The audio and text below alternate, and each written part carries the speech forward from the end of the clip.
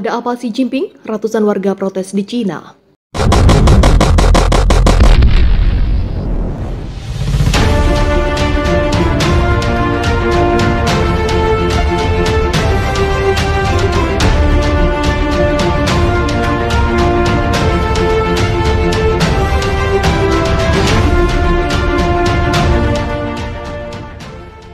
Ratusan orang menggelar protes di kota Wuhan dan Dalian, Cina Rabu 14 Februari. Aksi protes tersebut buntut dari kemarahan warga atas reformasi sistem asuransi kesehatan masyarakat.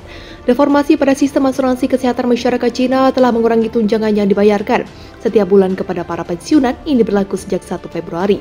Di Wuhan, kerumunan demonstran berunjuk rasa di depan Taman Zhongshan. Video yang diposting di media sosial menunjukkan penjaga keamanan membentuk rantai pasukan untuk mencegah lebih banyak demonstran yang masuk. Di Dalian, protes dilakukan dengan turun ke jalan di dekat lapangan Renmin. Para pengunjuk rasa lanjut usia mulai berkumpul sekitar pukul 9 pagi. Kembalikan uang asuransi kesehatan saya, teriak salah satu pendemo mengutip AFP. Sementara itu, konsultan resiko politik menyoroti pincangnya aturan di mana sebagian besar pejabat tidak terpengaruh oleh reformasi. Pegawai negeri dan staf lembaga publik harus berhak mendapatkan asuransi. Masih berhak mendapatkan asuransi bantuan medis bersubsidi. Selain skema asuransi kesehatan karyawan, kata konsultan resiko politik Sinol Sider dalam sebuah catatan. Kader senior dan pensiunan PKC Partai Komunis Cina telah lama memiliki akses ke perawatan medis yang murah hati dengan biaya publik dan tanpa harus membayar asuransi kesehatan dasar tambahnya.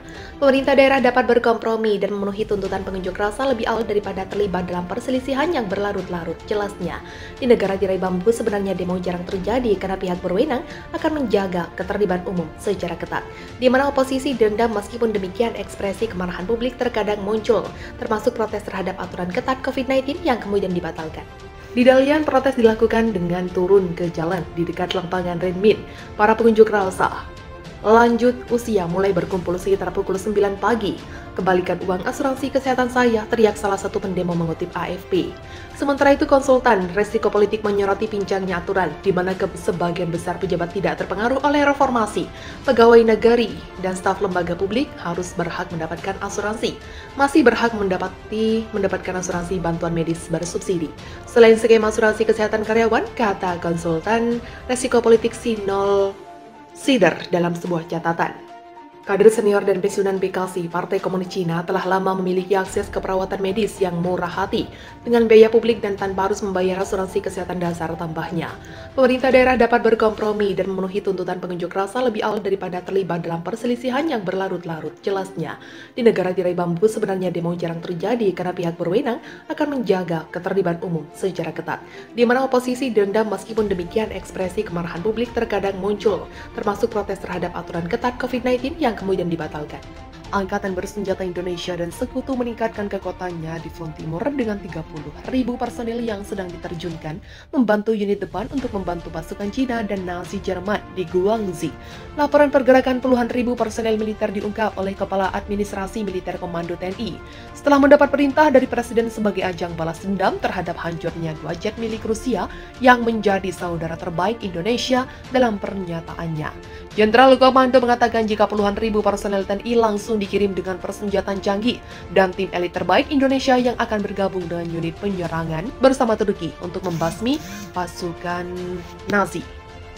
Jenderal Komando juga ikut menyertakan pasukan pemukul 3 matra TNI dalam penyerangan tersebut dengan strategi yang dirancang khusus untuk membantai pasukan Nazi di Guangxi. Dikutip dari Viva Militer, TNI telah mengarahkan dan menegaskan pasukannya untuk membidik pasukan Jerman terlebih dahulu.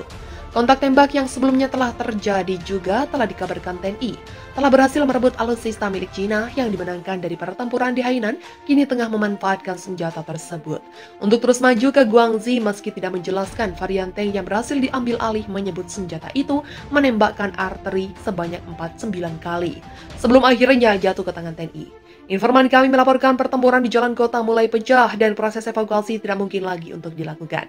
Kota itu salah satu dari 2 lokasi yang berhasil Rusia dobrak di sepanjang garis pertahanan oleh pihak TNI, meskipun pertahanan Cina yang didukung oleh Jerman sangat kuat untuk ditebus. Administrator militer regional mengatakan kota digempur dengan rudal semalaman. Gedung pemukiman warga terbakar menjadi target serangan kedua belah pihak. Di stasiun televisi mengatakan TNI merebut kota itu setelah meningkatkan semua serangannya di lapangan. Tidak masuk akal untuk tetap bertahan di satu tempat untuk mati bagi semua orang, tanpa menimbulkan kerusakan signifikan pada musuh. Sebelumnya, pejabat pemerintah Cina mengatakan, pasukan ini terus menggempur garis pertahanan yang sepanjang 480 km. Pasukan Merah Putih meningkatkan serangannya di wilayah Guangxi, hampir menerobos pertahanan kami meski telah dibantu oleh neo-Nazi. Penjajah mencoba menerobos pertahanan kami. Untuknya militer kami bertahan, mereka hanya berhasil menerobos 2 kota, kata Sekretaris Dewan Keamanan Nasional Cina membabi buta di garis depan.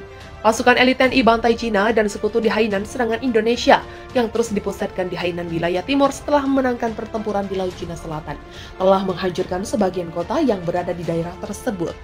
Presiden Xi Jinping mengatakan pasukan TNI telah benar-benar menghancurkan kawasan industri Thailandia, juga menuju TNI dan sekutu melakukan pengeboman yang tidak masuk akal dengan intensitas serangan yang sangat tinggi. Cina yang dikabarkan mengevakuasi warga ke pegunungan sekarang mengumpulkan beberapa pasukan untuk menghadang TNI Xi Jinping, memainkan sebuah taktik untuk menuduh pasukan TNI berusaha membunuh sebanyak mungkin orang Cina dan melakukan kerusakan sebanyak mungkin.